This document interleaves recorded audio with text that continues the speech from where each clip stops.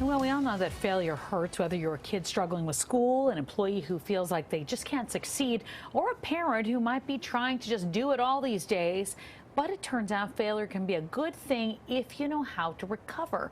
Thanks for staying with us on this Monday. I'm Tamsin Fidel. And I'm Erin E. LeBeau. So it's hard to see the positive when you're in the middle of a failing situation. But our next guest has some steps to help you recover faster and turn it into growth. Yeah, please welcome with us to the show business consultant and Entrepreneur Magazine contributor, Terry Rice. Terry, nice to have you with us. Thanks for having me. So you say failure can be a good thing, especially if we see it as a four-stage process. So let's walk through that, because I think a lot of people would be interested to hear what that's all about. Yeah, and I know that sounds counterintuitive, so I'll start by sharing my story of failure and what I learned during the process. And once I do, you will never look at failure again the same way. So on my end, in 2009, I was laid off. I was out of work for 5 months. I actually had my electricity turned off and was behind on my rent. But what happened was I got a job making 6 figures as a result of that failure. So that's what we're talking about today, and it happens in 4 phases. The very first one is the action that occurs, the failure. And you can't do anything about that, unfortunately, but you have full control over what happens next. The next part is your perception. What are your thoughts about this failure?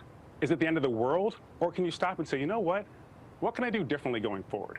And of course, it's really important to take that approach to it. Next is your reaction. Based on the perception and the action that took, what will you do to move forward in a positive way? Now, on my end, when I got laid off, I decided to take some classes on marketing so I could get a better job. And then lastly, endurance. Can you push through even when you don't see immediate results from your actions? Can you keep on pushing through because you know there's a better result waiting for you? And if you do this, you will learn to see failure as an opportunity to pivot in an even better way, as opposed to failure and going back to feeling like you just didn't get it right. All right, love it. So what are 2 of the biggest problems with failure, though? Well, the biggest problems, first of all, is your perception of it. We fail, we feel like we're a failure, we internalize it. But really what you want to do is stop and say, okay, well, look, this didn't work out too well, but what can I do different, right? I can't go back and make a new beginning, but I can move forward and make a new ending and move forward in a positive way.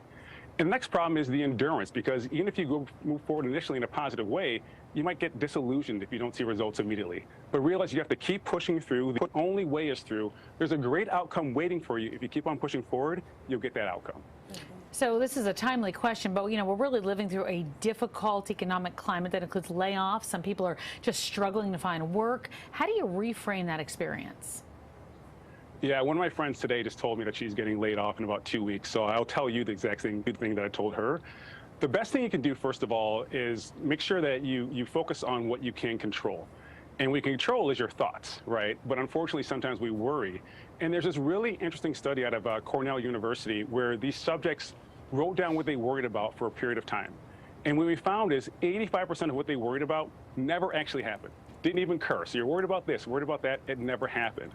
And the 15% of the time it did happen, 79% of people said it either wasn't that bad or they learned something from it, right? So instead of worrying, focusing on what you can do. So for example, learning a new skill, or considering entrepreneurship. All right, so we're going to walk through some examples here. Let's say that we fail at something at work. Walk us through the steps to figure out where to go first. The first you say, find your zone and genius. What does that mean? Yeah, you want to find your zone of genius. These are the tasks that you enjoy. They give you energy when you do them. They don't drain you, and you're pretty good at. So you want to find that zone of genius. And in my case, it was marketing. So the next thing you want to do is say, okay, well, how can I use this going forward productively, right? How can I use the skill to maybe find a job or start a new business?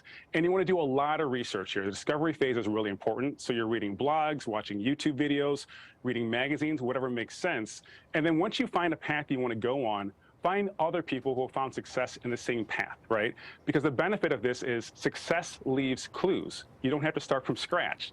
And if you follow these individuals and follow their lead, you understand that, wow, this actually is capable. I am capable of doing this. This is possible. And you'll land on a greater outcome than you ever could have imagined. That's great. That's great to hear and great to think about. You're right. You don't look at things the same way when you hear things like this and what you're talking about in example. It's nice to have you, Terry. Yeah, thanks for having me. It was a great time. All right. Well, it helps people stay positive. That's for sure. Right. For more Terry tips, you can check him out online at terryrice.co or follow him on Instagram at It's Terry Rice.